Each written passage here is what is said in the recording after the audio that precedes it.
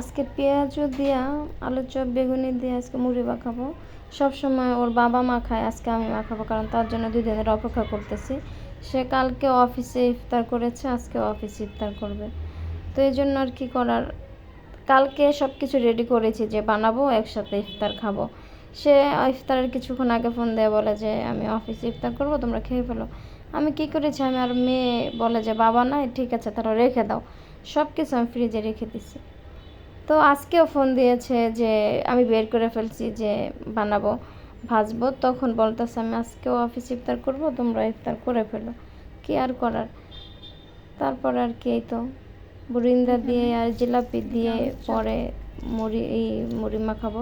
আর এভাবে কিন্তু ভালো লাগে আমার কাছে, মিষ্টি মিষ্টি। তো ওর বাবা সব সময় রোজার মধ্যে ইফতারে মানে মুড়িটা ওর বাবা মাখায়।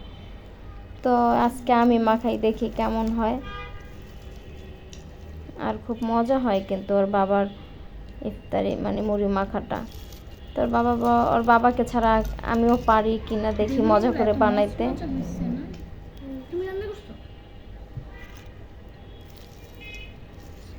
আর আলুর চপ বেগুনিগুলো এত মচমচা হয়েছে।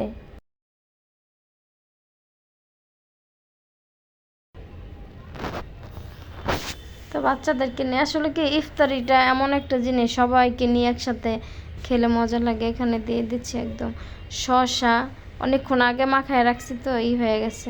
শসা, কাঁচামরিচ, পেঁয়াজ, ধনেপাতা। আর আমরা কিন্তু মুড়ি মাখায় ছোলা খাই না, কারণ অনেকে বুট দিয়ে মাখায়। আমার কাছে বুটটা পছন্দ না, আর বাচ্চারাও খেতে চায় না। আমাদের ঘরে কেউ পছন্দ করে না, আমরা 4 জনের কেউ পছন্দ করি না। আর মুড়ি কম দেব, খুব অল্প মুড়ি দেব, বেশিরভাগ এইগুলো ভাজা টাজা থাকবে।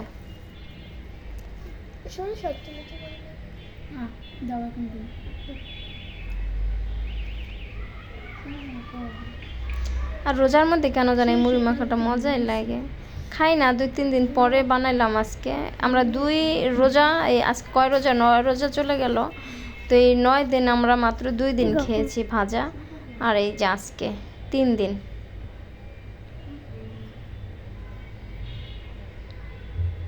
মজাই হয়েছে, কিন্তু ওর বাবার মতো মজা হয় নাই। একটু কম মজা হয়েছে, কিন্তু মজা হয়েছে। ছেলেকে মুখে দিয়েছেন, ছেলে বলে আম্মু বাবার মতো হয় নাই। মেয়েও বলে হ্যাঁ বাবার মতো মজা হয় নাই।